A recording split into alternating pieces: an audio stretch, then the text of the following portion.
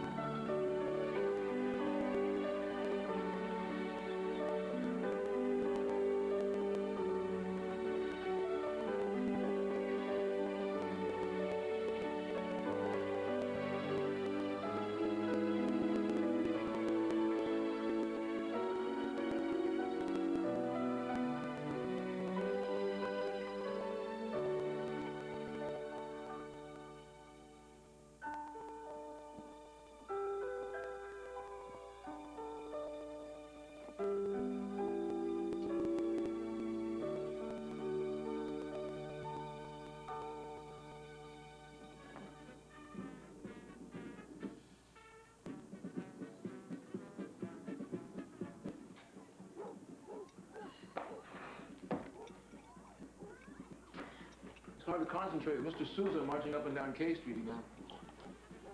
Did you spoil your tie? No. You did? No, I didn't. Wait 1 minute. Mother, I have to be. John. Mother. John, 1 minute. Give me the tie. Why are you so nervous? Because we're being interviewed today, all the promising young students by the government, departments of labor, justice, interior, they all need young lawyers. I want to be there first. But you're much too excited, John. You must learn to control your zeal. At least not let others see it. The Department of Justice is my choice. You must be contained and dispassionate always.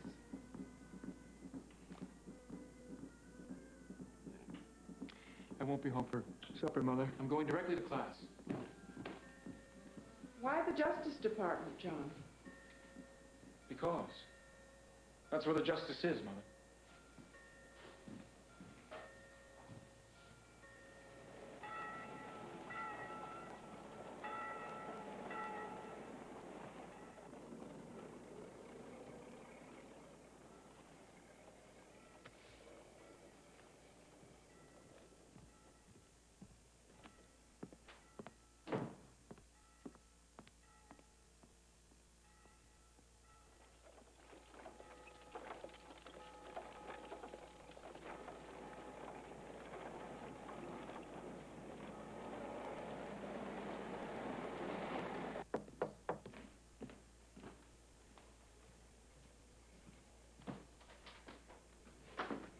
John. Mr. Attorney General. Oh, no need for formalities at 9 a.m. on a Sunday morning. Or is it quite 9 yet, John? I've taken the liberty of calling upon you at your home, sir. Yes, I see that. I've finished all of those reports you asked for, sir. Already? You must have worked all night. Yes, sir, I did. I've indexed every organization, publication, individual. Over 200,000 entries.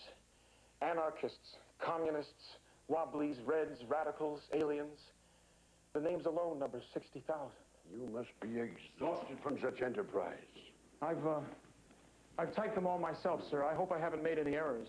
There's lots of work here.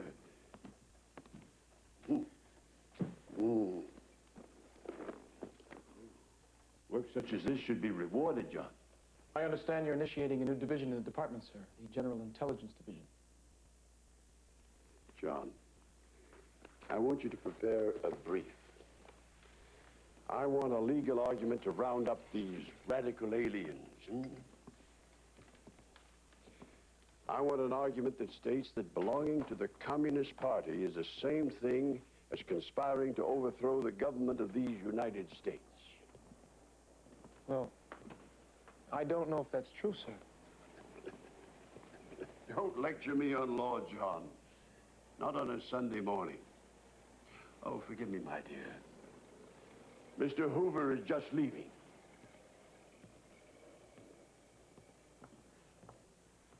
I want that brief.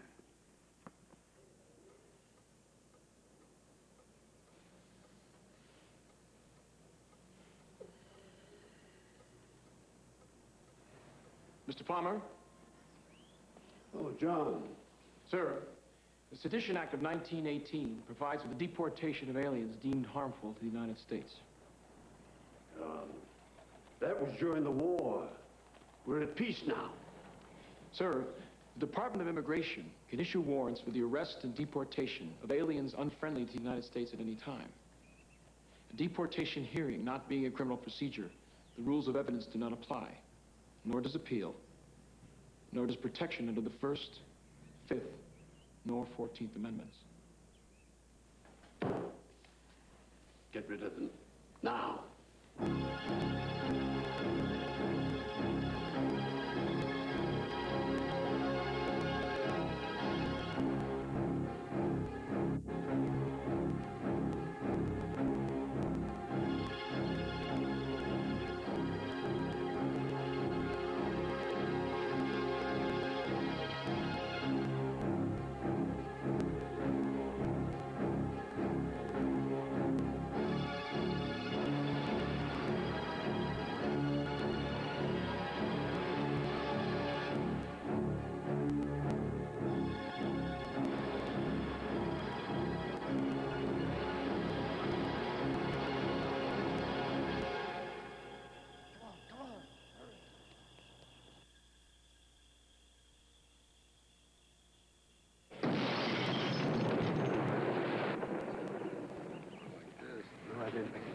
None, sir.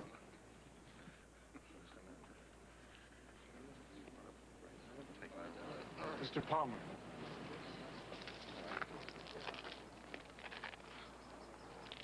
Mr. Palmer, I feel as if my own home has been violated.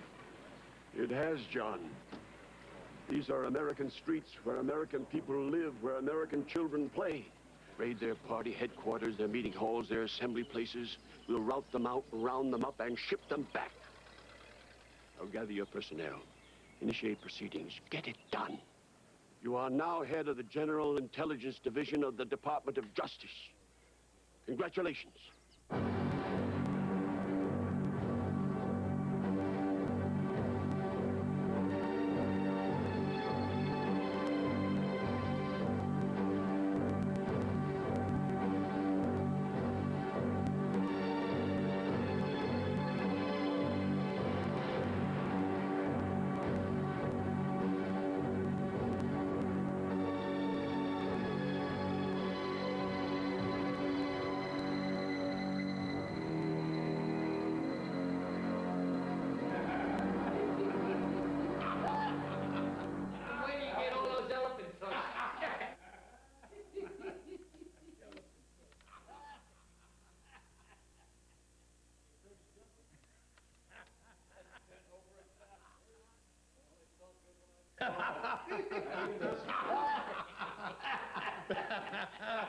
John, come in. Have a seat. Have a drink. Thank you, Mr. Dougherty. I don't drink. Maybe against the Volstead Act, but this is good whiskey, Hoover. The Attorney General told you to drink, John. Drink. Hoover believes in prohibition. Leave him alone, Gas.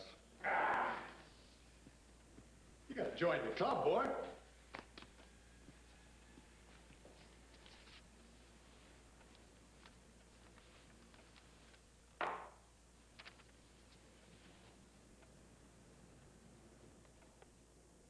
Where did you get this? Oh, gassing went through the Senate office building. Came out of Senator Quincy's wastebasket. Hot stuff, huh? Out of his wastebasket? Yeah. Yeah, some of the boys go through wastebaskets occasionally. It's good detective work. To what purpose, sir? To what purpose? God damn. I think I'd better go. Don't mind him. Congress is investigating Teapot Dome. Oh, you know that.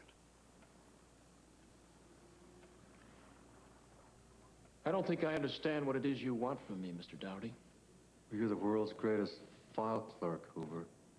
You've got references and cross-references and indexes on everything ever said or done by anybody and everybody. Probably got a whole goddamn closet full of me. We want what you have. More important, we want intelligence on the senators who are investigating Teapot Dome. We want investigations on the investigators. We want you to initiate these investigations, Hoover. I won't do that. It would be a violation of the canon of ethics, if not the law. I will not... I'm goddamn Attorney General of these United States, and I'll tell you what's the law.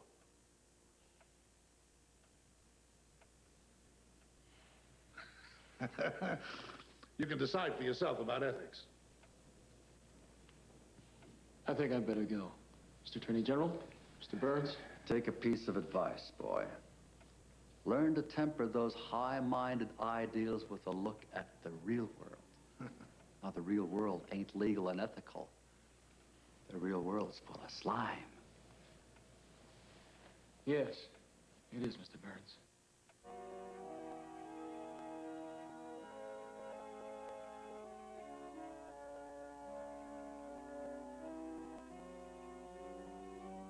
Maybe I should quit.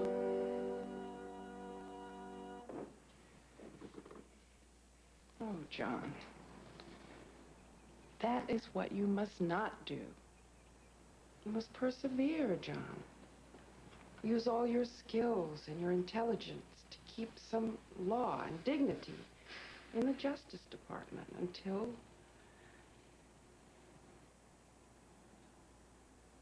this administration is ended. And you will be there to set things right again.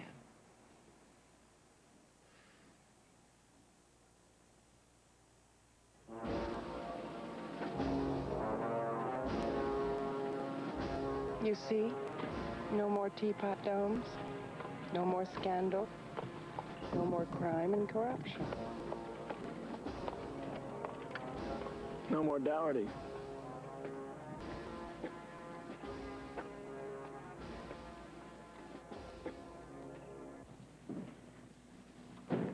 Mr. Hoover, I want you to be acting director of the Bureau of Investigation. I'll take the job, Mr. Stone. On certain conditions. What are they? The Bureau must now be divorced from politics and not be a catch-all for political hacks. Appointments must be based on merit. Second, promotions will be made on proved ability, and the Bureau will be responsible only to the Attorney General. I wouldn't give it to you under any other conditions. And they're going to pay me $4,000 a year. You don't mean it, John. Yes. We can move. We could get a house in Georgetown or in Rock Creek. You could get a maid. John, what would I do with a maid? I'd end up waiting on her. Yes, you would. Of course I would. I've lived in Pipeline for 40 years. No sense in moving now. Anyway, you're going to meet some fine girl and marry her. And give me grandchildren. Well, I have no plans for that. Not yet, Mother. I have my work and not much time for girls. Besides, where will I find a girl like you? Law and order are the foundations upon which successful government must stand. Without law and order, society will destroy it. The present increase in criminal activity reflects a moral deterioration among vast segments of our population. Not only does this moral deterioration exist within the criminal element itself from this bureau, any employee whom I find indulging in the use of intoxicants to any degree or extent upon any occasion, that the forces of the underworld today are greater than the entire number of soldiers enlisted in the defense of this country in the World War. There ranges a group so vicious that in the last year alone, it was necessary for local law enforcement to kill over 400. Another case that has caused us to give it a great deal of attention has been the Kansas City massacre on June 17, 1933. At that time, one agent of our division and 3 police officers were killed and 1 agent seriously wounded. It is inevitable that the Federal Bureau of Investigation should be no more immune from attacks than any other zealous force that works for law enforcement. It is inevitable that detractors, forces of belittlement, use the shortness of public memory in efforts to undermine the efforts of an efficient organization. We have recently heard that it is a shame to kill a nice young man like John Dillis. And it is we who must stand to defend our values and our country. If we fail, civilization fails. Thank you.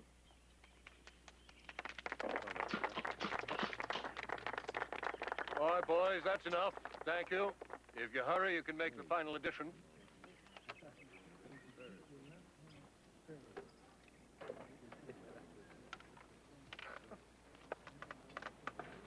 Will you come with me, Edgar, please? Rumor has it that some people think you would make a good president in '36, Edgar. Oh, I doubt that, Mr. President. Well, this has come to my attention. Draft J. Edgar Hoover for president. Height, tall in the eyes of free men. Build, great stature. Weight, heavy for liberty and justice. Nationality, all American. Complexion, fair to all. Occupation, protector of our Constitution. And I've heard that members of the FBI have distributed this bill as a sort of poll to test the waters, as it were. No, the Bureau has always been strictly apolitical, Mr. President. And found that there simply wasn't much public support for a draft Hoover movement. Well, I wouldn't know about that. I would, Edgar. I would. And it's wonderful to look forward to your being in charge of the Bureau and continuing your good work there. Mr. Hoover, did you not learn whatever you know about this law business from the department itself? Well, as you know, I was Assistant Attorney General for about 8 years, and I handled prosecutions. But you never attended any crime school yourself? Yes, I attended the schools of Washington, D.C., and I got my degrees in law from the George Washington University. Did you ever make any arrests yourself, personally? I handled investigations, Senator McKellar. Yes. But how many arrests, and who were they? I handled the investigations of Emma Goldman, and I prosecuted that case before the immigration authorities. I also handled the case of Alexander Berkman and the Ludwig Martins case. Yes, but did you make the arrests, personally?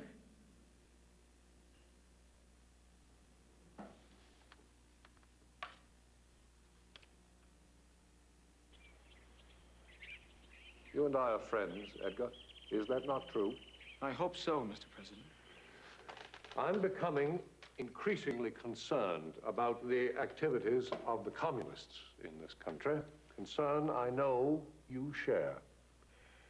And I feel it is imperative that I receive more intelligence than I am currently receiving from my staff. More intelligence, better, more detailed,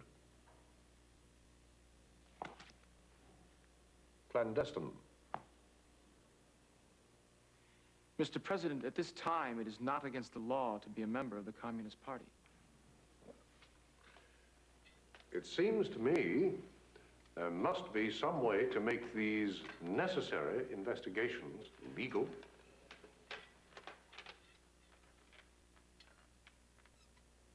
Seems to me.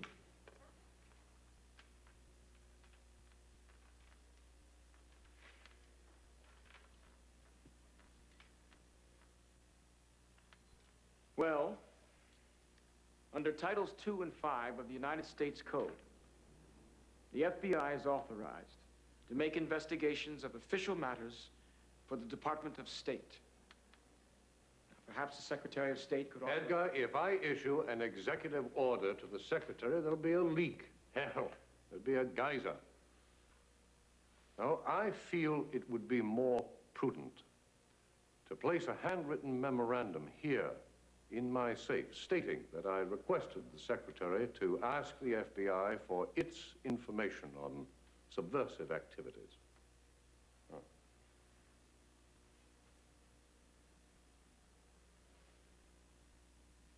In your safe?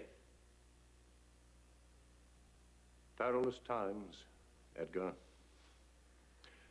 The left wing wants me to support the Spanish loyalists. The right wing, well, they fear any idea more recent than the Tudor monarchy.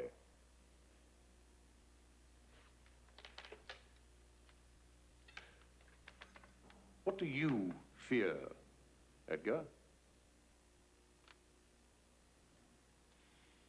I fear not doing my job, Mr. President. Water in the desert in this town. Water in the desert. Edgar, I don't need nor want hard evidence. I want attitudes, sympathies. I want to know which people in this country have ties, however tenuous, to the communist apparatus. Even people here in Washington, even people in my own administration. And remember, the authorization will be here in my safe.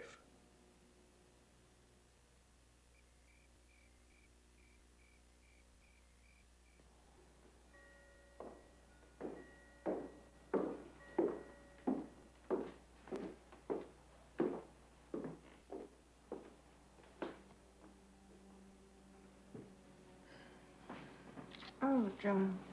Feeling better? Yes, much better.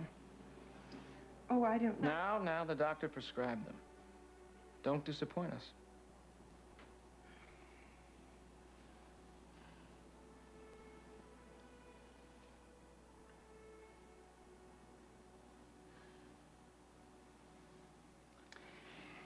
I have to go now, Mother. To New York by airplane. We have word that Harry Brunette's been located. He's public enemy #1. I named him so myself. I coined that phrase. You like it? I think it's catchy, John. Have a good trip. God bless.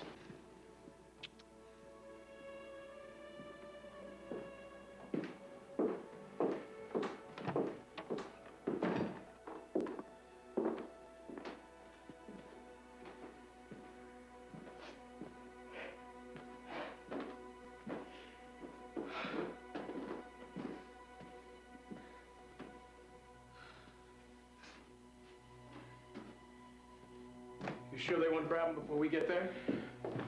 We have an agreement. All right, then. Let's show that son of a bitch McKellar who the #1 G-man in this country really is.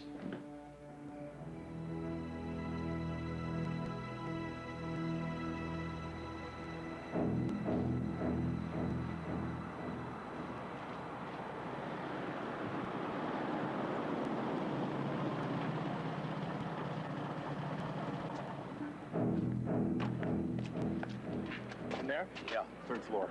Can we do it? Look, the local police just went for coffee. You want to wait for him? No.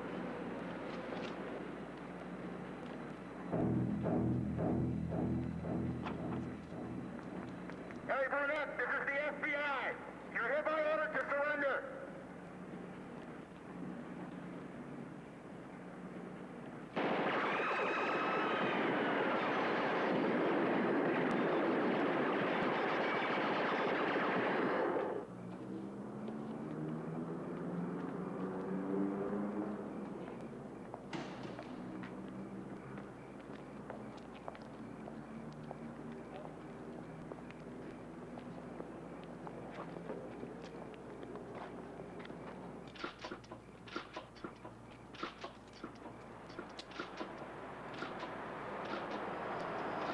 Congratulations on Burnett capture. Should put away McKellar's accusations forever. Did it. Congratulations. Here's one from Commissioner Valentine, the New York Police. Says I not only broke my agreement purely to make headlines, but that I endangered the lives of bystanders and firemen. Couldn't be jealous, could he? Kindergarten stuff. Gee, that's a good picture, ain't it? I don't know. Clyde, have an agent send my suits to a tailor and have the sleeves lengthened. You see here? You see how I'm holding Brunette by the arm? There's too much cuff showing. I only like for 1 inch of cuff to show. You can pick out the tailor yourself.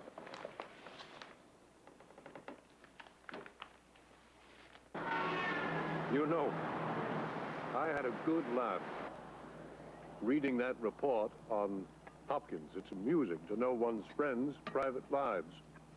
Harry should collect old masters, less capricious, less expensive than old mistresses, wouldn't you say, Edgar? You're sometimes too droll for me, Mr. President.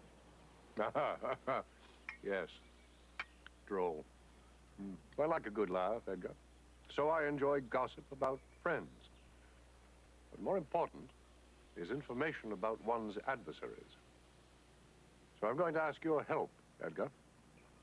I'm going to ask you to supply me with information about members of Congress who are opposed to Lend-Lease legislation. You know who they are. If not, I'll ask Hopkins to supply you with a list. Those files are full of rumor, gossip, innuendo, Mr. President. Often without foundation. Often malicious. Often ruthless and cruel. Exactly why I want them, Edgar. Everything you have, particularly the malicious and the cruel. Please. Please don't ask this of me, Mr. President. But I am asking, Edgar.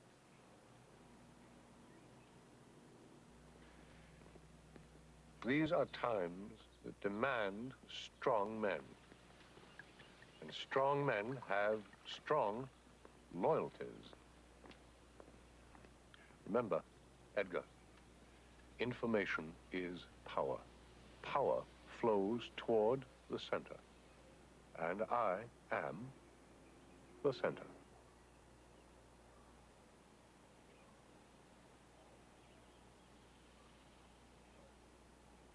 I will have the files sent to your office.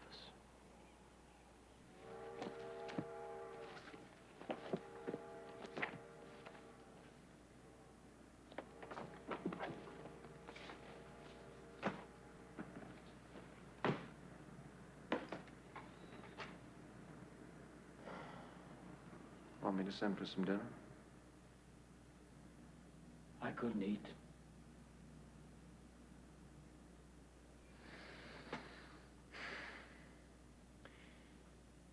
Our revered leaders, whoremongers, perverts, drunkards, cheats, parasites.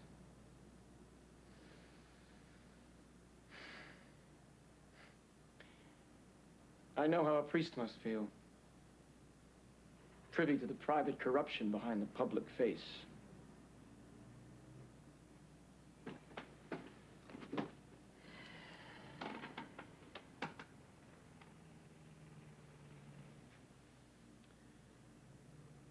Who is to defend us? Who is to steer a course through these ward healers? You and I have convictions, Clyde. And the courage to stand behind them.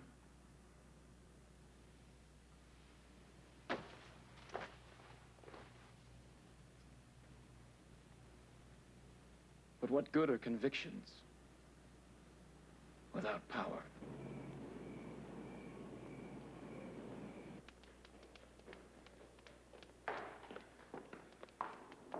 Mr. Hoover, Mr. Hoover, I'm sorry. Your mother failed to regain consciousness.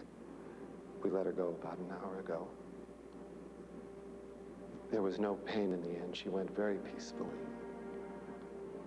If you wish, you may go into... She was, I'm very sorry.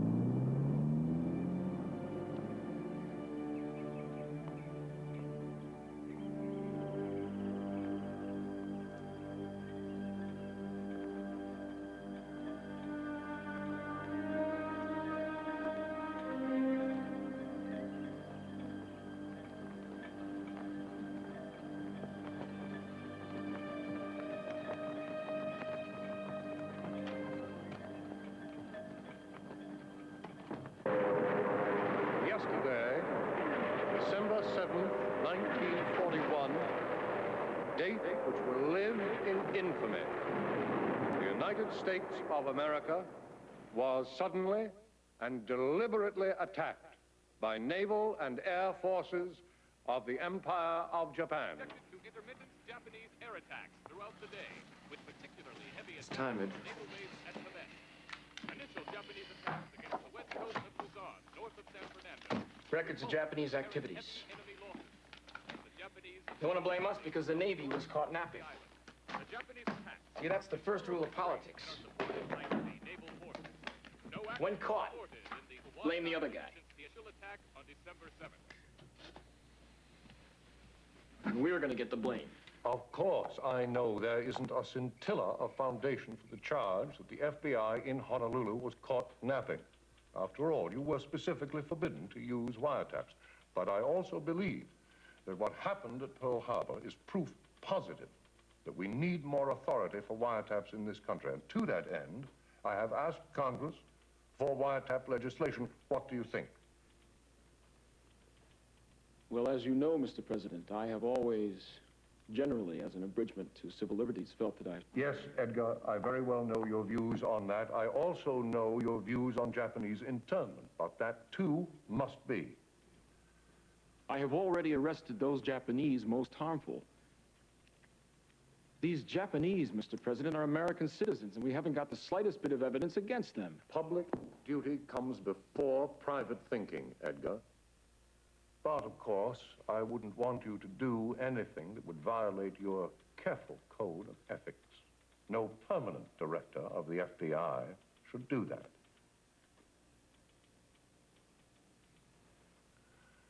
Now, after this war is over, the need for intelligence and counterintelligence will continue on an international scale, and America will need an International Bureau of Investigation, and a bureau needs a chief.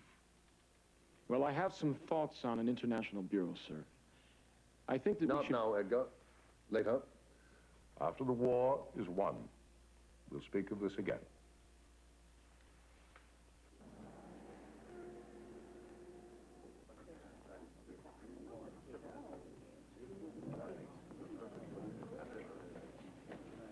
Your booth, Mr. Hoover? I'm expecting... Yes, he's already arrived, sir.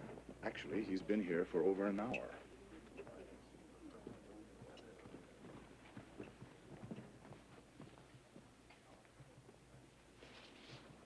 Mr. Hoover, I am very, very happy to meet you.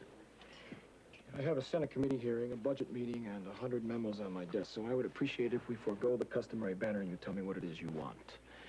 I'll have a veal chop well done, mashed potatoes and gravy, and milk. As usual. And you, sir? I'll have a steak, rare, whatever, and beer. Very good, sir. Well? Well, Mr. Hoover, my studio would like to do a picture about the FBI. Really? Finally. After years of glorifying gangsters and racketeers and murderers and upholding them and the youth of America, you want to make a film about the FBI? What's the matter? Your gross is down on gangsterism? Well, sir, we think the American public is... The image of the FBI is clean, tough, fair, all-American, incorruptible. No scenes with agents drinking or smoking or chasing after women. No tough talk, no machine guns, no gangsters dying heroic deaths in the gutter while music plays in the background. I will personally read the script, and I will approve every actor who plays an agent. And I will appear in the prologue and the epilogue to tell the American public about our war on crime and espionage. Well, sir, I'm not qualified. Your studio is rife with reds, drunks, drug abusers, sexual perverts, lewd and lascivious bums who mock the very ideals that you pretend to uphold. I will not be sullied by the filth in Hollywood. I'll talk to my bosses. No Jewish or Italian actors are to play agents. No communists. No homosexuals. Tall, blonde, slim, American. You people don't even know the product you're selling.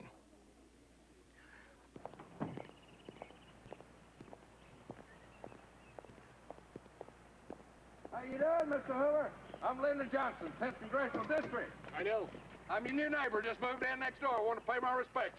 Thank you. Keep up the good work, sir. Thank you. Go on now.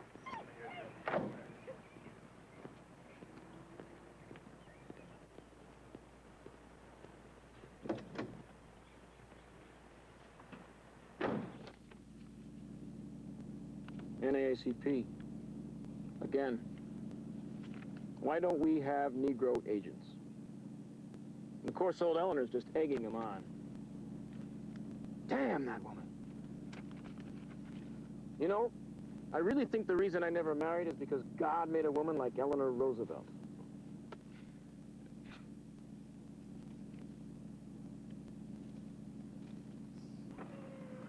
James. Sir. James, I'm going to appoint you as special agent of the FBI.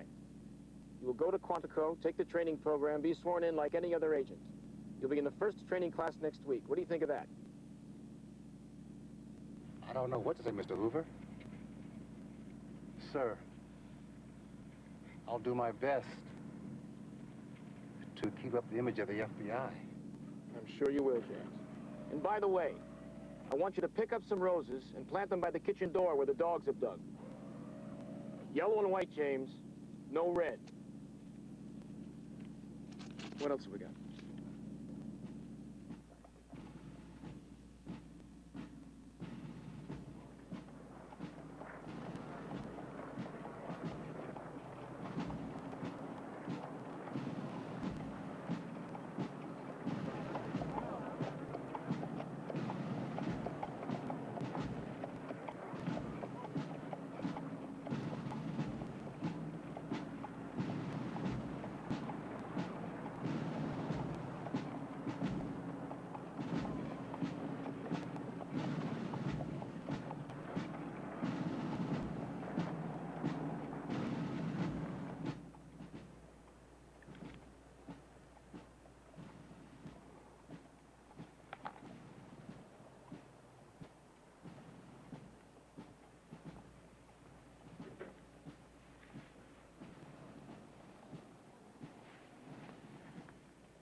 want you to search the Bureau for anyone who is related to, friendly with, or personally known by Harry Truman. I want someone to step forward and become the personal emissary to the White House for the Bureau. Now, whoever it is, have him get over to the White House and tell Harry that the FBI is at his disposal in any way he wishes. And emphasize that. In any way he wishes. What is this? They're transcripts of phone taps that the FBI sent over. Well, this is on Tom Corcoran. He was one of Roosevelt's top advisors. Roosevelt kept taps on a lot of people. This transcript is on a phone conversation Mrs. Corcoran made about having groceries delivered. And this one's to her hairdresser. What is this? It's just the complete wiretap. Well, goddammit, I don't care whether she has her hair fixed on Wednesday or Thursday or whether she has it done at all. Cut it off. Pull it out. Tell Hoover we don't have time for that kind of shit. So, that's what I told him. Oh, who do we send to the White House? Giles. He's a boyhood friend of Truman's. And? Truman said if he needed anything from the FBI, he'd get it from the Attorney General. He did. Child. Yes.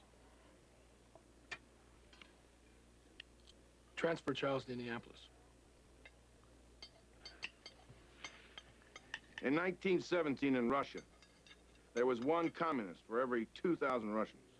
Whereas in the USA today, there's one commie for every 1,800 Americans. I said that. That's why I quoted it. Joe McCarthy. Oh, yes, yes. You sent me that Wisconsin cheese. Thank you. Yeah. A little present from my home state. To a man I admire very much.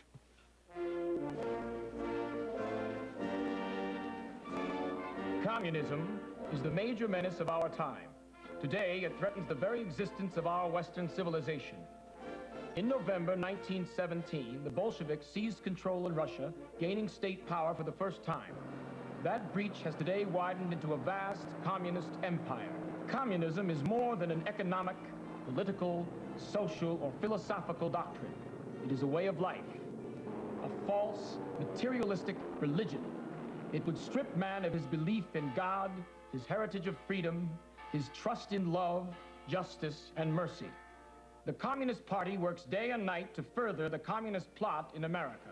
Virtually invisible to the non-communist eye, unhampered by time, distance, and legality, it is Bolshevizing its membership and creating communist puppets throughout the country. The communists themselves boast that for every party member, there are 10 others ready to do the party's work. These include their satellites, their fellow travelers, and their so-called progressive and phony liberal allies. There is no question from the investigations we have conducted that the party takes its orders and directions from Moscow.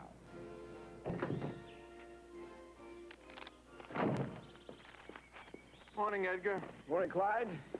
What time are you due? Noon. He's giving me lunch. Going to honor you and feed you. Yeah. Give me the CIA.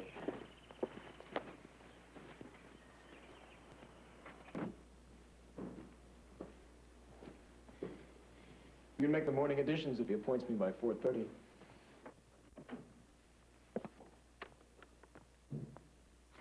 Edgar? Edgar, I know you're the most qualified executive in counterespionage. You hate and mistrust the Russians as much as I do. And I know you're counting on heading up this new intelligence agency. Mr. President, it's an honor. Yeah, well, the fact of the matter is, Edgar, it's an honor you're not going to get. Fact is, this agency must be kept separate and distinct from our domestic service. Otherwise, we'll have our own KGB. Yes, well, that's exactly what we need, a KGB to combat. Well, then what the hell makes us different than the Russians? God damn it, I am not going to have Americans spying on Americans as long as I am president of this nation. Mr. President, the communist conspiracy... Enough of this communist conspiracy crap. I'm as concerned as you or any of the flag wavers. But as long as I am in this office, We are not going to give up our freedom in order to preserve it. I'm appointing Alan Dulles to head up the new agency. Yes, of course. Well, I couldn't agree with your choice more. Son of a bitch gave it to Dulles. No one is to be trusted. All files are to be kept top secret, and only you and I will have access. And Alan Dulles can kiss my ass if he wants anything from the FBI. I have frequently been accused of having an obsession with communism. This is not true. Public opinion on this subject has changed, but the communists have not. The Communist Party and its underground agents have always regarded infiltration of the government service as a top priority project. I'll raise you 10. No takers. My pot. Pair of deuces. Bluffed you out. You shouldn't tell us when you're bluffing, Joe. Joe McCarthy's never really bluffing, Edgar. Joe McCarthy always has something in his hand. You know, you made quite a name for yourself in West Virginia, Joe. Yeah, well, you uncover 57 communists in the State Department, and you make headlines. You said there were 205, Joe. Oh, I said 205 in Wheeling. On the Senate floor, I said 57. No, on the Senate floor, you said 81. Well, I amended it to 57, Edgar. 57 hardline communists. Which way is the bathroom, Edgar? Upstairs.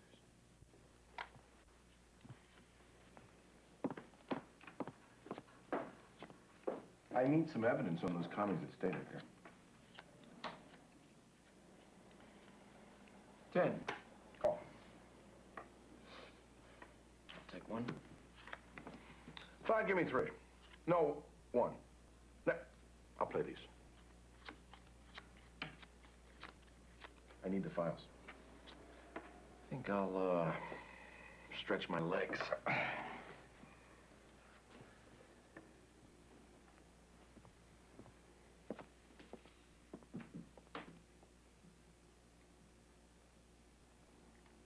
What was on that paper you had in Wheeling, Joe? A laundry list? Absolutely not true, Edgar. It was not a laundry list. You know, when I heard about your speech, I called my chief of investigation, and he said he couldn't find evidence of one communist in state, let alone 205, or even 57. But they don't have to be card-carrying communists. Our aims are the same, Edgar. The protection of the internal security of this nation. Now, you and I know that communism is not a political party. It's a way of life, an evil and malignant way of life. The State Department's riddled with commies. And Truman hasn't got the will or the balls to do anything about it. He gave away China, he gave away Eastern Europe. He'll give away the rest of the world, too, unless we do something about it, you and I. Now, you consider me your ally and friend, Edgar. You consider Joe McCarthy your voice on the Senate floor.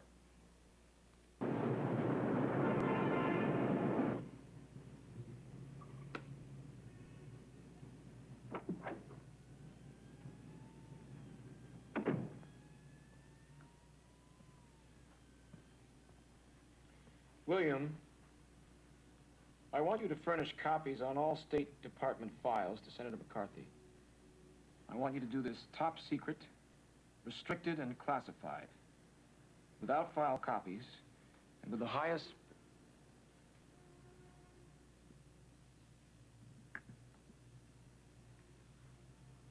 Why is your collar unbuttoned? It's been very hot in my office. The air conditioner has been broken since yesterday, sir.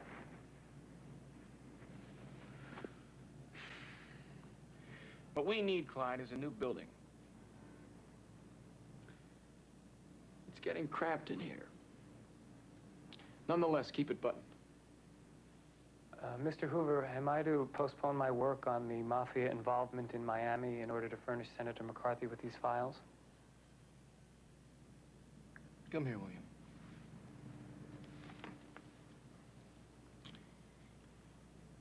William, there is no mafia. There is no national crime syndicate. I have so stated repeatedly, and that is Bureau policy. Sir, Meyer Lansky and Albert Anastasia at this very moment are involved.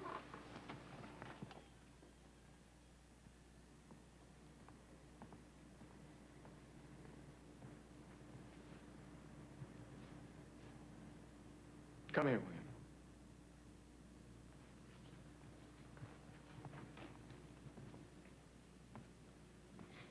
Read this plaque. Go ahead. Read it. Out loud? Out loud. If you work for a man, in heaven's name work for him. Speak well of him and stand by the institution he represents. Remember, an ounce of loyalty is worth a pound of cleverness. If you must growl, condemn, and eternally find fault, why resign your position, and when you're on the outside, damn to your heart's content. But as long as you are part of the institution, do not condemn it. If you do, the first high wind that comes along will blow you away, and probably you will never know why. Elbert Hubbard. Yes. Yes? Yes.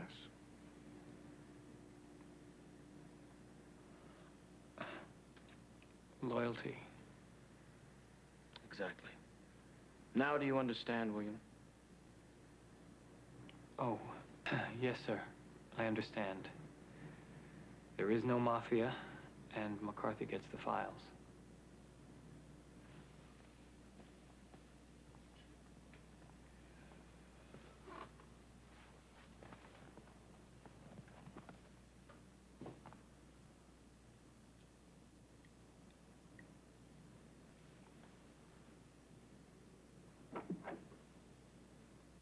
According to our best information, there is a total of 54,174 members of the Communist Party in the United States at the present time. New York State has 25,000 members, California 6,977, Illinois 3,361, Pennsylvania 2,876, Ohio 2,834, Michigan 1,250, Massachusetts 1,022, Nevada 23, Wyoming 10, Tennessee 27, Alabama 241, New Hampshire 43. Director Hoover, I imagine you're aware of the reason for this meeting. I assume it is in regards to the McCarthy hearing, sir. Yes, McCarthy has waved about a letter from you, he claims, alleging espionage at the Fort Monmouth Army base for 10 years. I have seen the letter, Mr. President. Well? Sir. Is the FBI furnishing Joe McCarthy with classified information regarding security in the United States Army? The United States Army? The FBI has never furnished classified intelligence to anyone, Mr. President. How in the hell did McCarthy get that paper? I don't know. Perhaps someone on the other end leaked it, I don't know. We are not responsible for intelligence once it leaves the Bureau. And that's not my letter. It contains several paragraphs from a report I sent to the Army, but that's not my letter, no, sir. Did McCarthy purloin this letter? Yes. Yes, it was purloined. Okay.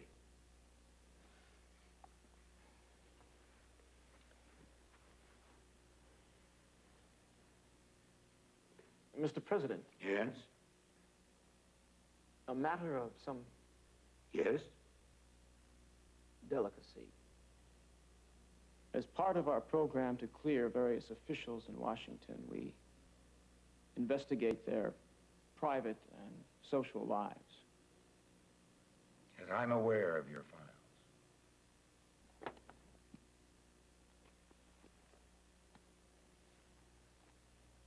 I hate this, you know. Hate it.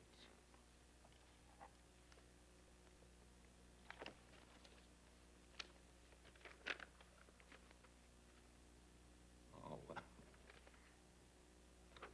He's just a White House aide.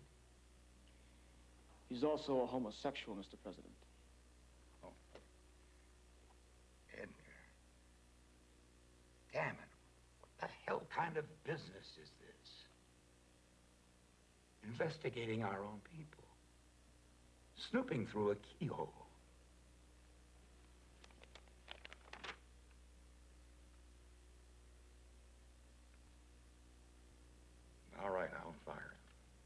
No one likes this side of public life, Mr. President. These things cross my desk every day. I am revolted by it, disgusted. Although President Roosevelt wanted to hear any and all of it. Roosevelt? Oh, yes. Everything about everyone. I guess he had a good time reading about my personal life. President Roosevelt had a fine sense of irony.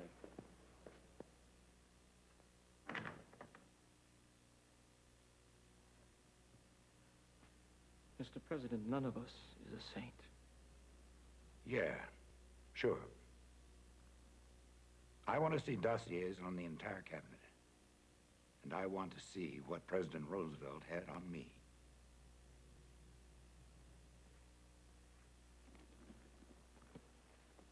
It will be on your desk in the morning. And don't forget the Vice President. And as for Senator McCarthy, you make a public statement that he purloined your letter to the Army, that he's a thief and a forger. And that should take care of Senator McCarthy.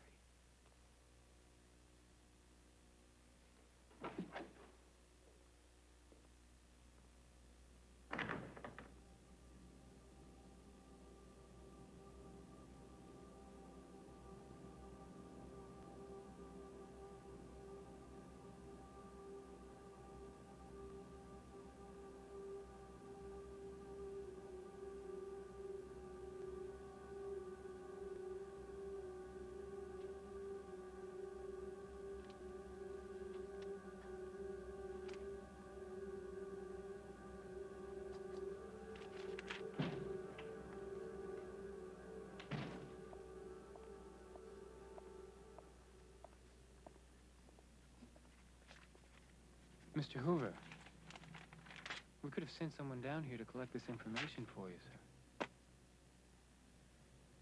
William, you will personally remove Senator McCarthy's name from all distribution lists. You will expunge any records of correspondence to him. You will declassify intelligence already sent to him. And you will intercept and deny any requests he may make for further information. Yes, sir.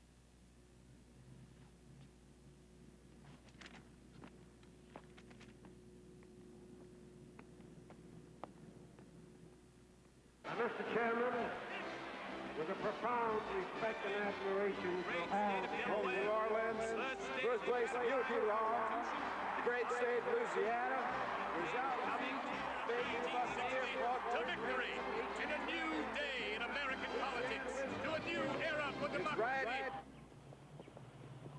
Edgar, I know you're a loyal Republican, but don't you think that story about a Democratic campaign aide being a communist is too much?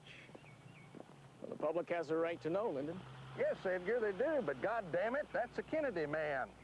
If I get nominated, I don't want to be tarred with Jack Kennedy's brush. I don't think you will. I know you're for Nixon. That's all right. I want to tell you one thing. If I get elected president, I'm going to be thinking hard and fast about my cabinet, about the Attorney General's post, and about rewards due for long and faithful service. Well, I'm honored, Lyndon. All right. Is it true about Jack Kennedy fooling around with movie stars? They say he's got a room in a fancy New York hotel where he keeps women. Is that true? Yeah, the FBI files are full of gossip and innuendo. That's why they're sealed, Lyndon. Edgar, you know this is shaping up as a horse race between Hubert and Kennedy and me. Boy, it's hard to buck that Kennedy money. I imagine so. Damn dog. I'd imagine you got a piss pot on them files of yours about Jack Kennedy. Him and all his women.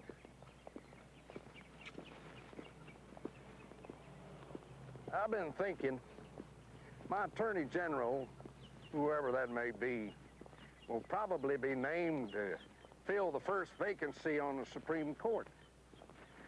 Well, I'll tell you, we're going to have to start reversing this criminal coddling, justice-destroying Warren Court.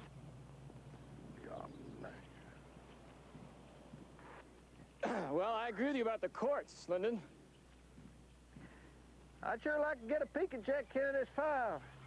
After you're president, Lyndon. Rich and famous women from all over the world. Him and Bobby shacking up in Malibu Beach with movie stars. Sorry, Lyndon. Is it true about Marilyn Monroe?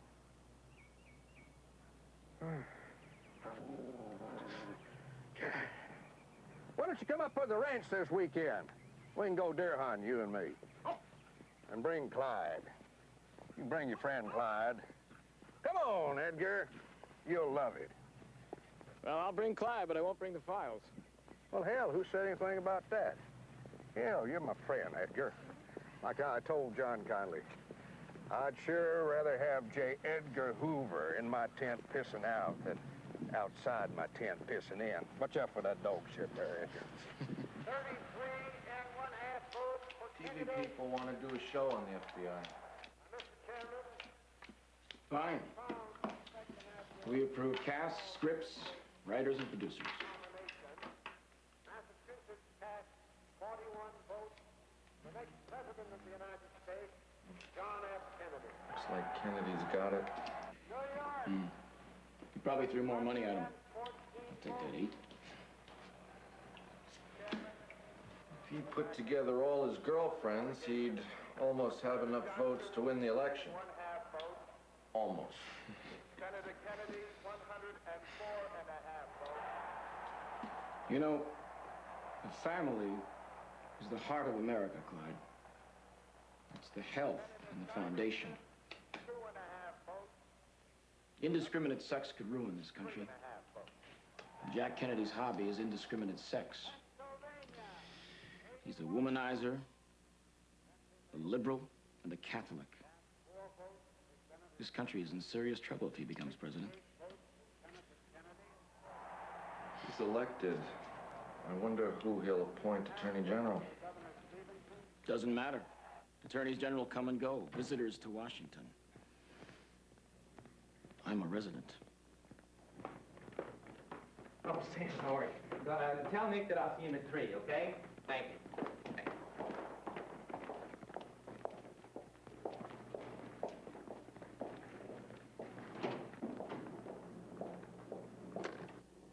Edgar?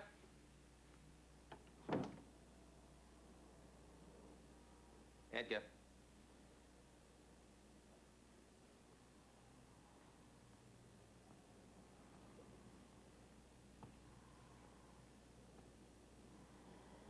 Edgar?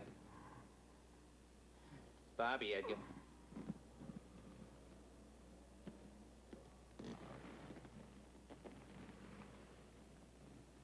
How dare you come in here unannounced? Business of the Justice Department can't wait on announcements, Edgar.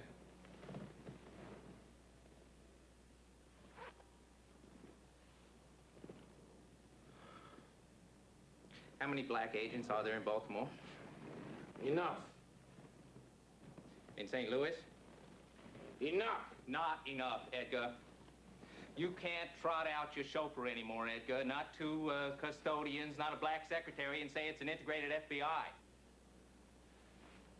Anytime you think I'm not running this bureau satisfactorily, my resignation will be on your desk in the morning.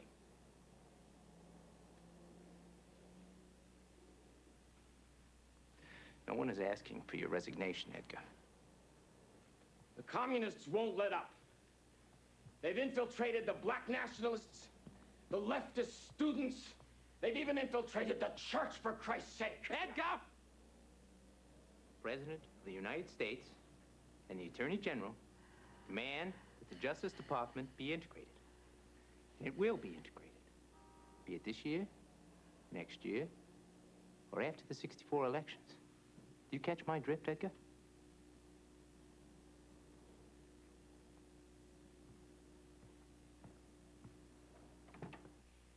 We have had difficulty in Mississippi during the last few years. The claim is always made that there is no use to report any violations of civil rights to the FBI in the South because all of our agents in Southern offices were born there and are not sympathetic.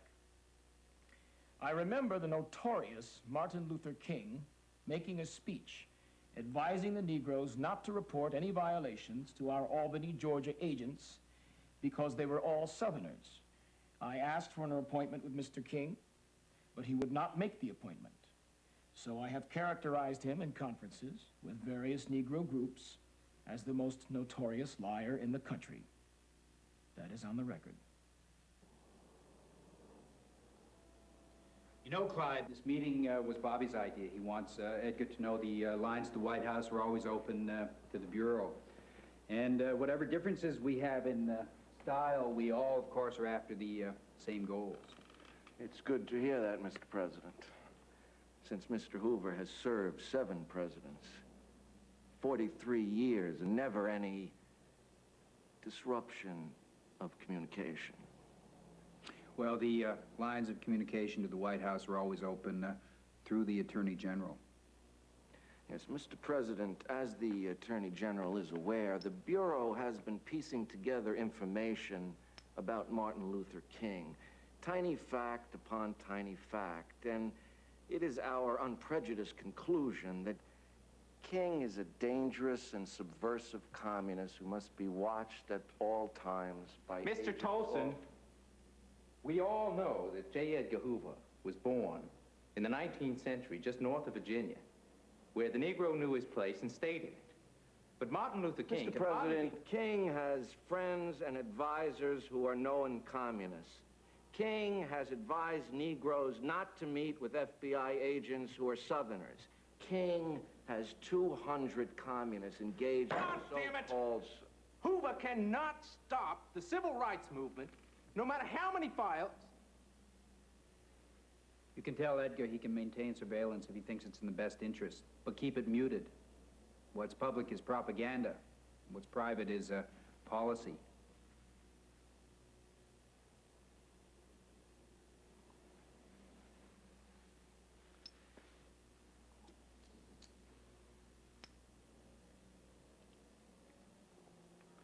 Sir, Mr. Hoover asked if you had seen the memo we sent over last week regarding that ambassador. Oh, yes, something about getting caught in a lady's bedroom and having to make a hasty exit through the bathroom window without his trousers.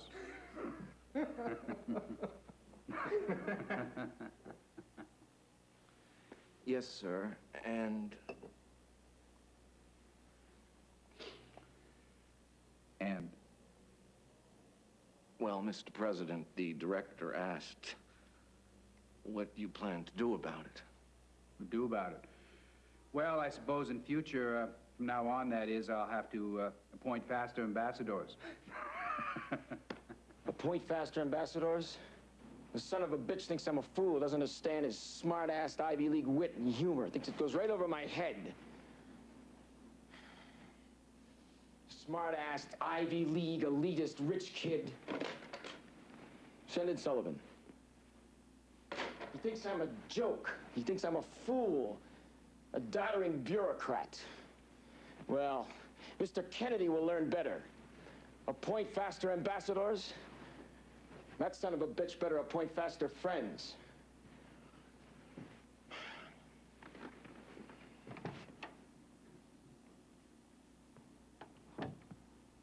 Yes, sir?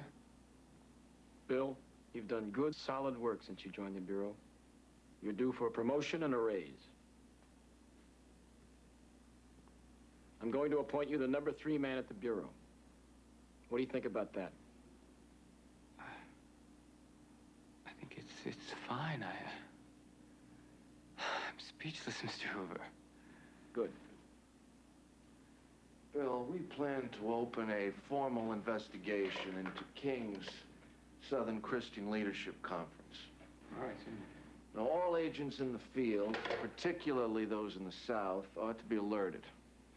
In addition, the name Martin Luther King will be put on the security index of potential radicals to be rounded up in case of a national emergency.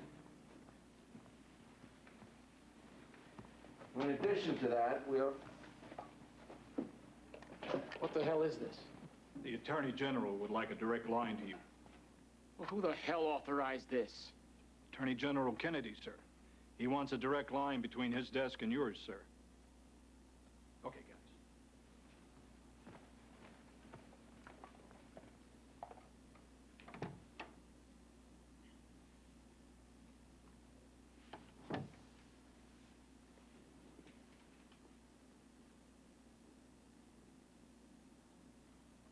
I'll tell you something. The two men I hate most in the world are Robert F. Kennedy and his communist friend, Martin Luther King. I have a dream!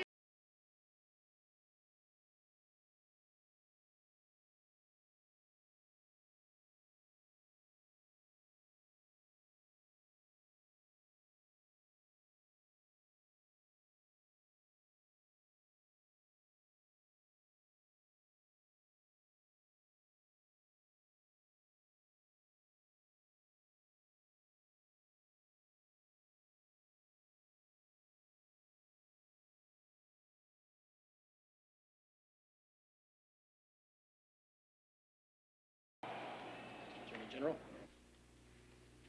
Mr. Colson, there you go. Thank you.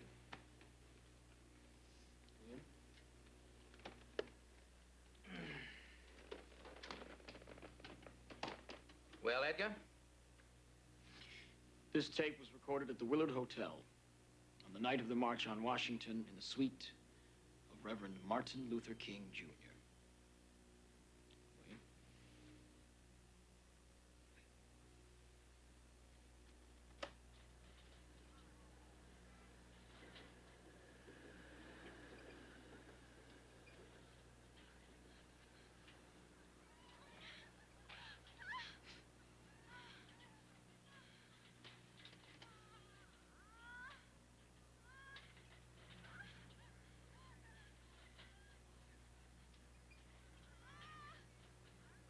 That could be anything. You know what that is, Mr. Attorney General. You know damn well what's going on and who it is. That man is a moral degenerate. Those are white women in there. Mr. Hoover, this meeting is at an end. And under no circumstances is this tape to be heard by anyone not in this room. Do you understand me? And don't ever bring garbage like that into this office again. Oh, I've seen them come and go. Smooth ones, crooked ones, fumblers. I have endured them all. Presidents, politicians, attorneys general, all of them. Oh, I know what they think of me. They think I'm a petty fiddling martinet, but there must be an order and an image. Order and image. The public knows this. They know it. They know I will endure against the Kennedys, the Kings, the communists, the pseudo-intellectuals with their mental halitosis, the bums, rats, craven beasts, vermin from the jails, vultures, slobs, kooks, misfits, rabble-rousers, sob-sister parole boards, sentimental gemmerheads, enemies of law and order. That's good. That's good. No tighter than that.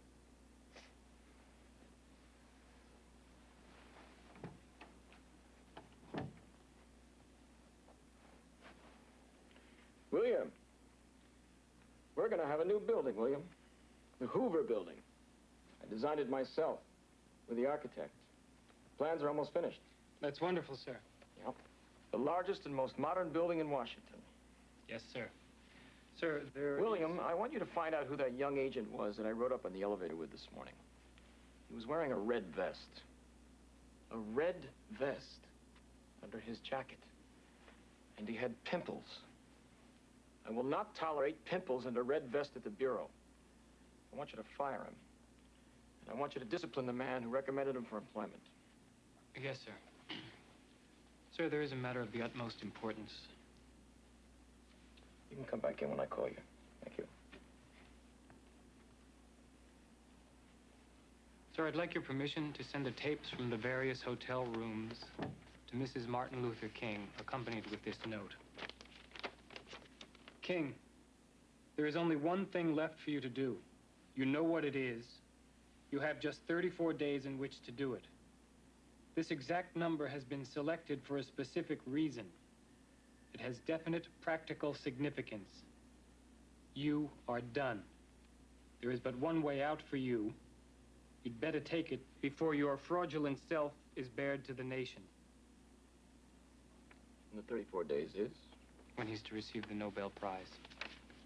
The only one thing to do is? Well,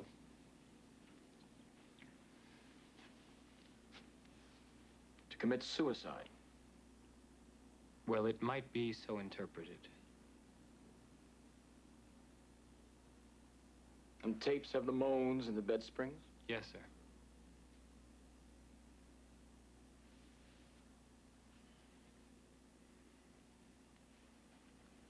You may send the tapes out in a note. Yes, sir.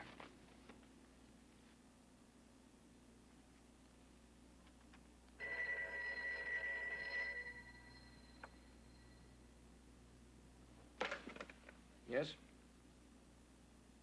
Put him on. Yes, Gordon, what's...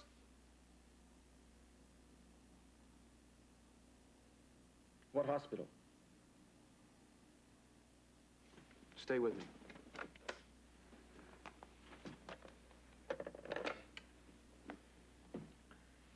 Is he in? No, I'll call him.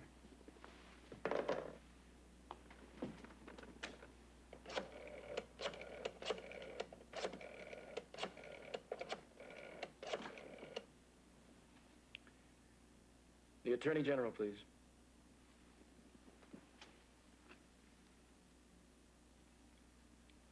The Attorney General, please. This is J. Edgar Hoover. It is urgent.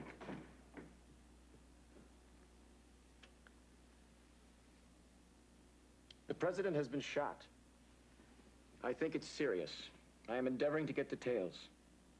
I'll call you when I know more. Gordon?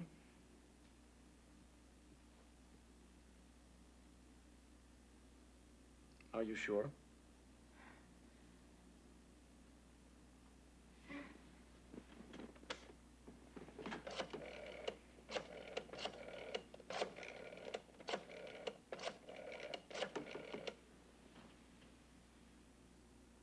The Attorney General, please.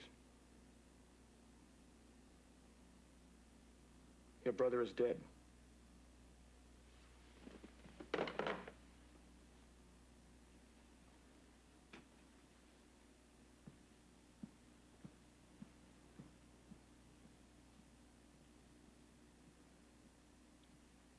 Miss Gandy?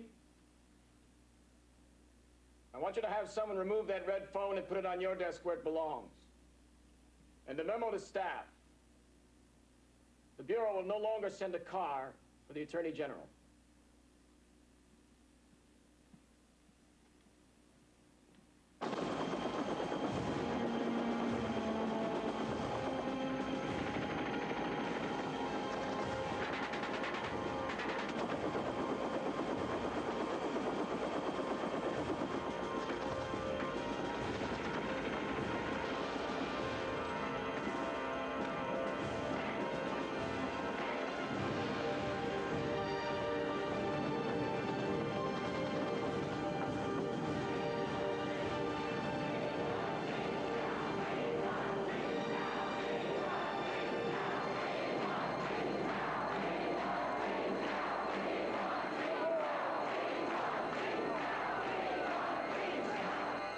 No, hell no.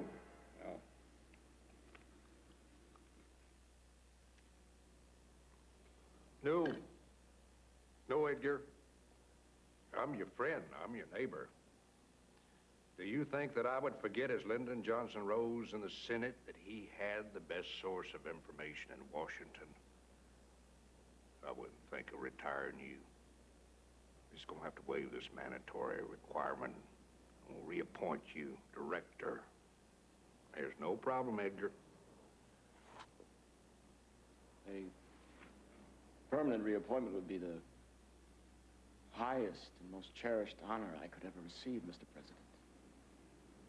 Well, now, I could make it permanent, Edgar, not for life. I couldn't do that. Make it for a year. Then maybe next year. Mr. President. Lyndon. The Bureau is my life. I have never envisioned retirement. Yeah, I know. To come here year after year, hat in hand, begging. Don't do that to me, Lyndon. Don't do it. Edgar, I got a lot of foes in and out of Congress, enemies. Kennedy lovers, Johnson haters. I'd just like to know what my adversary's up to. I'd like to know where a man sleeps, who his friends are, what his opinions are, political and non-political. Hell, I like to keep tabs on my friends and my enemies. Come on, have some more of these barbecued meals. No, thank you.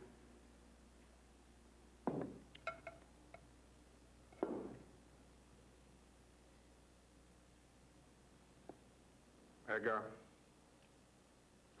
President of the United States, Commander-in-Chief of the Armed Forces, Chief Executive Officer of the country, I have complete access to your files. Yes. Well, Edgar, you can imagine there are certain files that I want to have sole access to. These are perilous times. We cannot be too dainty about what we choose to know and what we choose to tear up.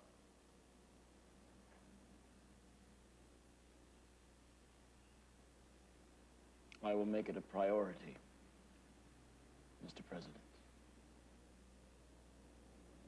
Good. Don't let the Attorney General bother you. Just come to me. In fact, I'd be real curious about certain of them files. McGovern, Fulbright, McCarthy, Morse, Ted and Bobby Kennedy. Especially those, Ted and Bobby Kennedy, I'd be most anxious. And I don't want you to worry on about this reappointment. Hell, United States needs you. Yes. For one more year. With options, Edgar. With options.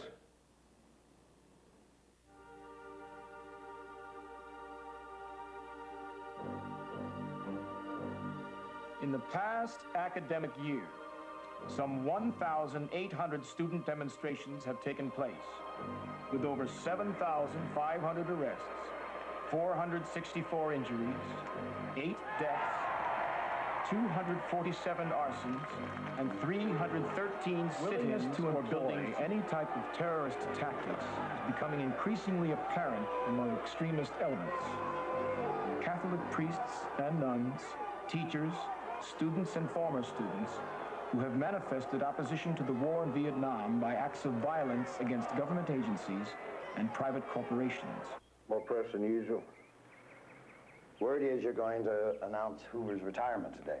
Who said that? Ben Bradley has bets all over town. Bradley over at Newsweek? You know what he's done now, Hoover? What? He sent Dick DeLoche to offer the press the dossier on Martin Luther King, complete with sexual descriptions. Hell, I heard those tapes. A lot of bed springs and moaning and groaning. The boys in the press are going to have fun with this one. Don't worry about it. And warn Edgar not to trust Bradley. No, sir, I don't have time. Mr. President, this is an election year. No shit. I think it's prudent that this administration do everything possible to disassociate itself from Hoover. Hell, you fellas are all the same. You all think Hoover is an enigma, a mystery. Well, he ain't a mystery. Hoover's a bureaucrat, plain and simple. He's a file clerk, stayed too long and gained too much power. Get yourself a haircut, son. He's a simple man. Believe me, I know him. Now, you can't make Edgar complex, because he ain't. Don't you think you ought to call Hoover personally and tell him to stop these attacks on King. Nick, what do you think that Hoover's got in them files of his on Bobby Baker and his friends, on deals, women, on me, for Christ's sake? No, sir. I'm keeping Edgar. And go on over there and tell Bradley and all them limp-dick liberals that I'm keeping J. Edgar Hoover. I'm going to do it to spite them, see how that chills their ass. Memorandum. I desire that the following policies and procedures be placed immediately into effect. 1. As a matter of general policy, memoranda should be prepared on blue paper, unless the subject matter is of such a nature as to be of permanent value in the Bureau's files. The director, if he believes that the contents of a memorandum should go to the files, should indicate to the stenographer or typist that it be prepared on white. I shall not seek. In the event that it is prepared on white, then, after it has been reviewed by a unit chief, assistant director, or assistant to the director, and those officials take a contrary view, they should draw a pencil line through the memorandum, after which it should be handled exactly as if it had been prepared on blue. I have no objection to memorandum with a pencil line drawn across the first page being forwarded to me, and I intend to exercise likewise the prerogative of drawing a pencil line through memorandum which I feel have no permanent value. COINTELPRO, counterintelligence program. The purpose of this new counterintelligence endeavor is to expose, disrupt, misdirect, discredit, or otherwise neutralize the activities of black nationalists' hate-type organizations and groupings, their leadership, spokesmen, membership, and supporters, and to counter their propensity for violence and civil disorder. What is this, some kind of infiltration? Is that the idea? We go in and confuse them, pit one against the other. Yes. Kind of agent provocateur, you might say? Yes. Continue, William. No opportunity should be missed to exploit through counterintelligence techniques the organization and personal conflicts of the leadership of the groups, and where possible, an effort should be made to capitalize upon existing conflicts between competing black nationalist organizations. Seattle. Agent provocateur has requested to resign when we arranged a bombing of a bridge in such a way that the person who placed the booby trap bomb would be killed. Request denied. Continue. The Los Angeles office has composed a letter to gossip columnists. The letter says, I was in Paris last week and ran into Gene Seberg, who is heavy with child, and the child belongs to one of the Black Panthers. Send it.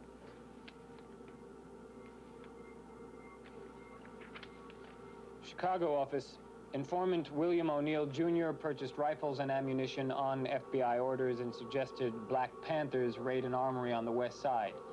When the Panthers declined the offer, the Chicago offices asked the state's attorney to conduct a raid in search of illegal weapons. Continue. The Chicago office asked permission to mail the following to Jeff Fort, leader of the Blackstone Rangers. Brother Jeff, the brothers that run the Panthers blame you for blocking their thing, and there's supposed to be a hit out for you. This gang will respond with violence of its own against the Black Panther Party. Mail the letter. On March 8th of this year, certain anti-war activists broke in the FBI resident agency office in Media, Pennsylvania. Now, this group has selectively released documents to members of Congress and individual journalists which reveal the scope of the FBI's secret police activities. To investigate intelligence gathering activities in general and Hoover's FBI in particular. And while the Nixon White House continues to ignore every violation of civil rights, I say that the integrity of the FBI and of its director has been severely compromised. Congress and members of the United States Senate. When the FBI adopts the tactics of the Soviet Union and Hitler's Gestapo, then it's time, way past time,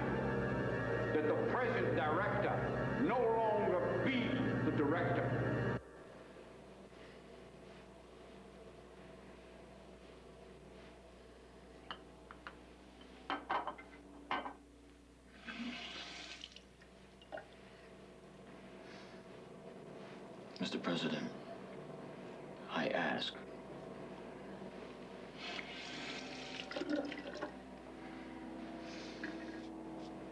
Mr. President, I beseech.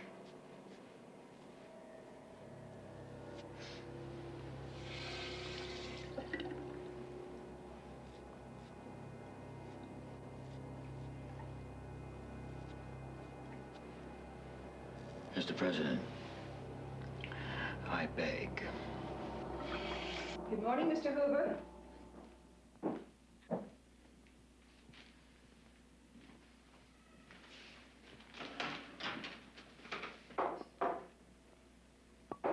The eggs are runny.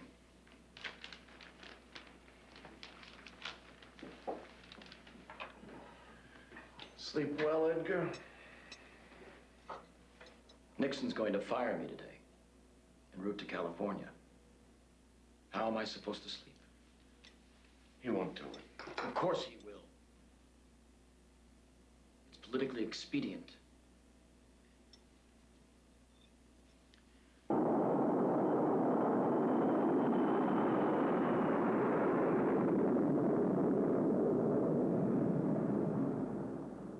"77 years old.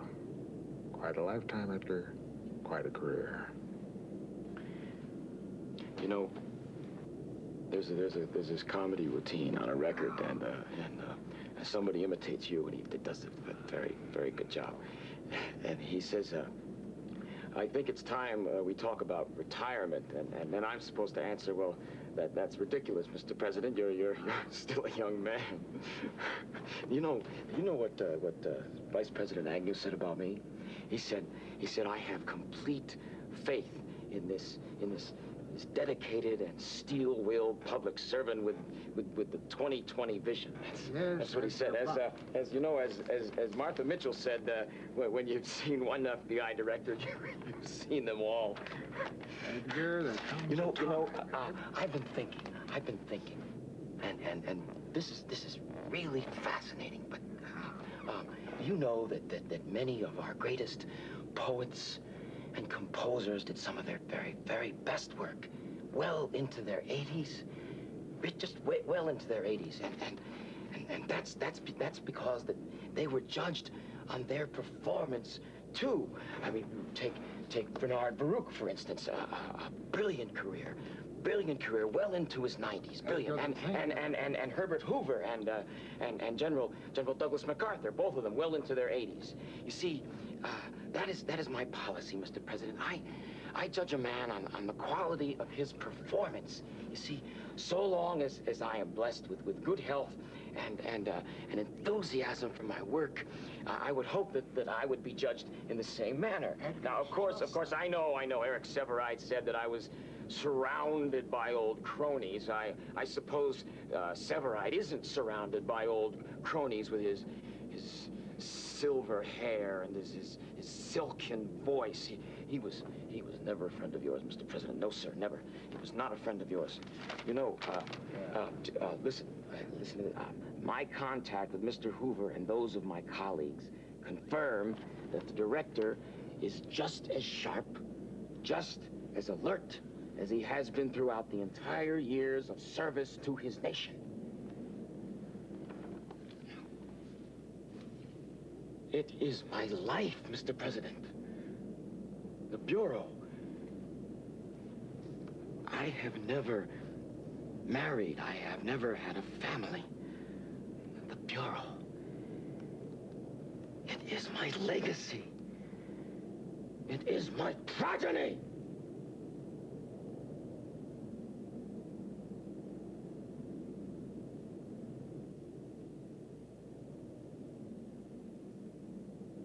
It is all that there will be left of me when I am gone.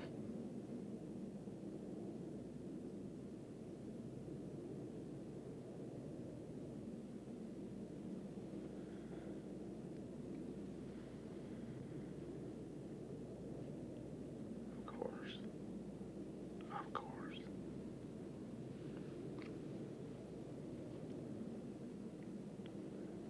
Be assured, Edgar.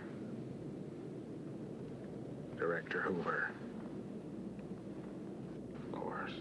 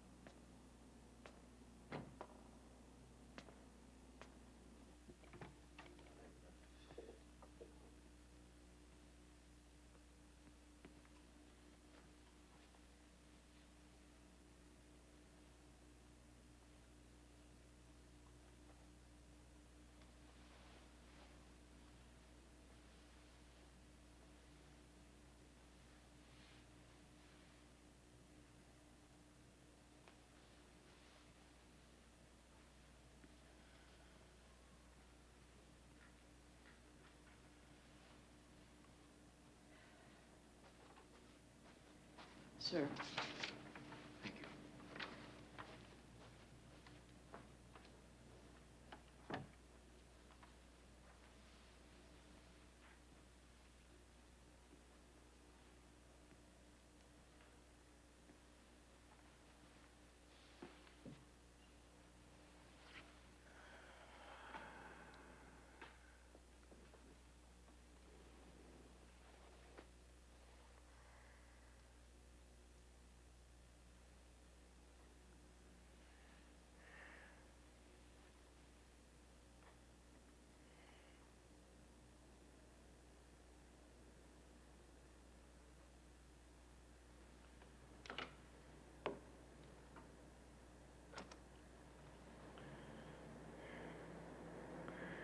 Get me William Sullivan.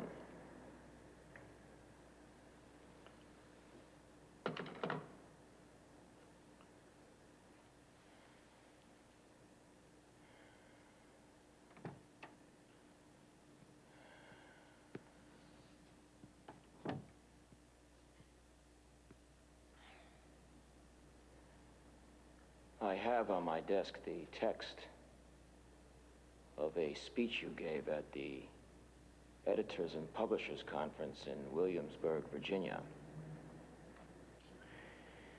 During the question and answer period, you assured the group that it was nonsense to link anti-war radicals with any communist plot. You also suggested that the Communist Party no longer holds a threat to the United States of America.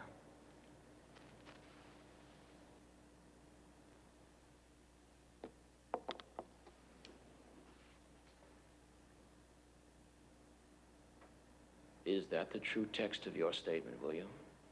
I was part of a panel, Mr. Hoover.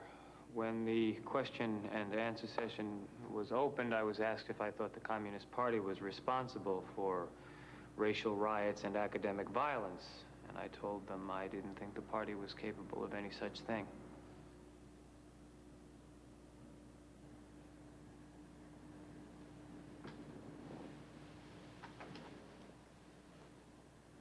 I want you to take your annual leave immediately. I might be able to take a week. You have 3 weeks coming. I want you to take them all. Then retire. Retire? Mr. Hoover, I'd like to direct your attention to my 30-year record. 3 decades of loyal service. Mr. Hoover, I have carried out every one of your... I've...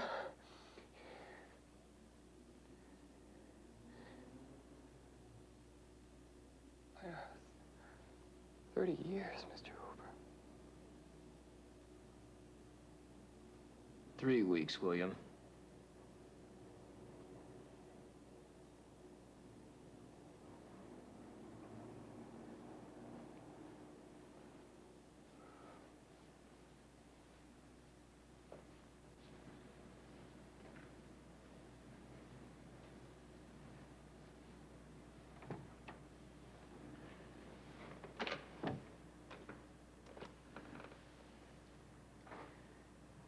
Miss Candy, bring me the plans to the Hoover building.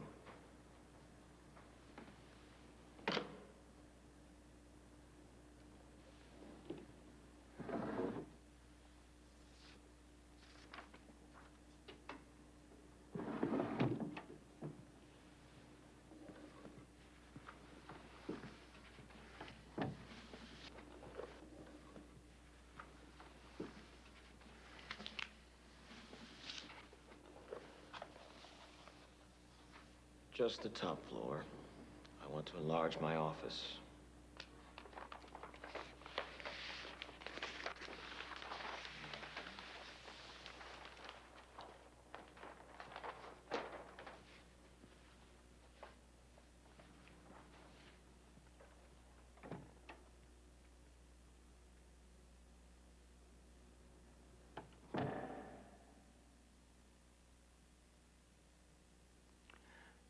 I've had dreams recently. Always about the same thing. About when I was a child.